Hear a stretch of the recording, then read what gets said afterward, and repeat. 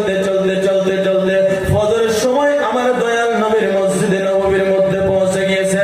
জোরে বলেন সুবহানাল্লাহ। আমার দয়াল নবী যখন হুজরা মুবারক থেকে বাইরে হইয়া এবার মসজিদের দিকে আসতে আসে, কে যেন মসজিদের বাইরে দাঁড়াইয়া মসজিদের পরে তোর তোর করে কাঁপে।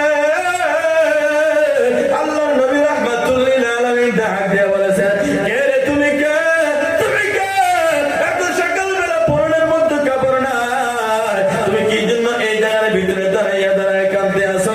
সে আব্দুল উজ্জা ডাক দিয়ে বলে, ইয়া রাসূলুল্লাহ, ইয়া হাবিবাল্লাহ, নবী গো,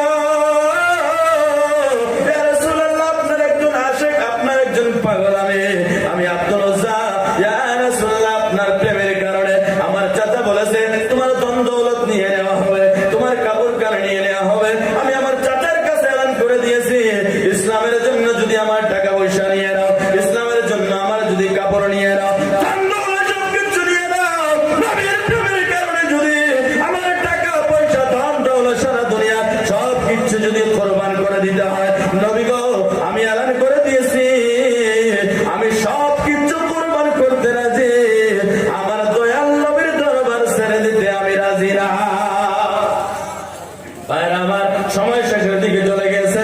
বন্ধুগণ আমার, আল্লাহ নবী রাহমাতুল লিল আলামিন তার মুহাব্বত থেকে নবীর চোখের ভিতরে পানি এসে গেছে। আল্লাহ নবী ডাক দিয়ে বলে, আরে আমি নবীর পাগল, আমি সহ্য করতে পারি না, এবার আব্দুল উজ্জাকে নিয়ে যাইয়া আল্লাহ নবী রাহমাতুল লিল আলামিন আব্দুল উজ্জার নাম বদলায় নাম দিলেন আব্দুল্লাহ। জোরে বলেন কি নাম দিলেন? এবার নাম দিলেন আব্দুল্লাহ। দয়াল নবী আমার তাকে জোড়া দান করলেন, চাদর দান করলেন।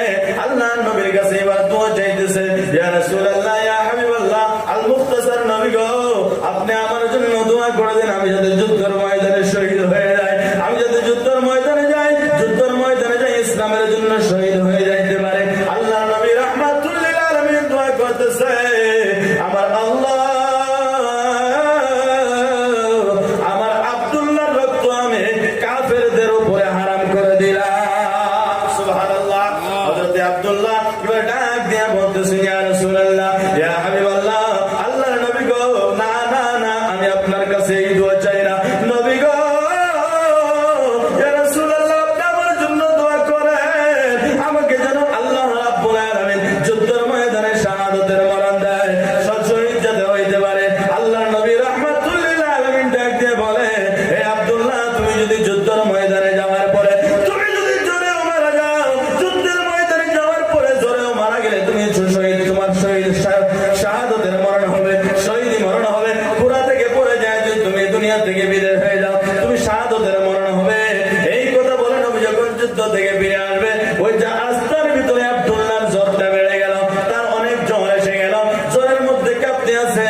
আর রাস্তাতে আসার পরে আব্দুল্লাহর মৃত্যু হয়ে যায়, মহৎ হয়ে যায়। সবাই বলে ইন্না লিল্লাহি ওয়া ইন্না ইলাইহি রাজিউন।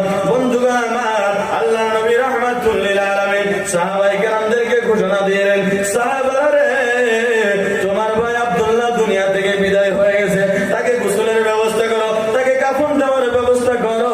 এবার তার জন্য কবর নবীজি খুদাইলেন, কবর তৈয়ার হয়ে গেল। আল্লাহ নবী রাহমাতুল লিল আলামিন ওই পাগলের জন্য আমার দয়াল নবী তার কবরের ভিতরে নেমেছে। আল্লাহ নবী রাহমাতুল লিল আলামিন ডাক দিয়ে বলে, হে আবু বকর, উমর, তোমার ভাইয়ের লাশটাকে একটু আদর করে নিয়ে আসো, একটু যত্ন করে নিয়ে আসো, কষ্ট পাবে, একটু লাহে লাহে নিয়ে আসো।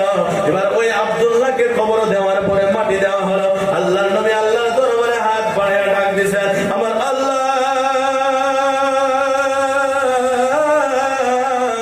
রাব্বুল আলামিন, আমার আব্দুল্লাহর প্রতি আমি রাজি, তার প্রতি তুমি আল্লাহ রাব্বুল আলামিন রাজি হয়ে যাও। বলেন সুবহানাল্লাহ। আমার বন্ধুগণ, নবী যখন এই দোয়া আল্লাহর দরবারে করতে আছে, আল্লাহর দরবারে নবীজি দোয়া করলেন, সাহাবায়ে কেরামের মধ্যে কান্নার রোল পড়ে গেছে। আবু বকর, ওমর, ওসমান, আলী তারা ঘরে ঘরে কাঁদতেছে আর তামান্না জাহির করতে আছে, আব্দুল্লাহ রে, আজকে যদি তোমার লাশ না হইয়া আমি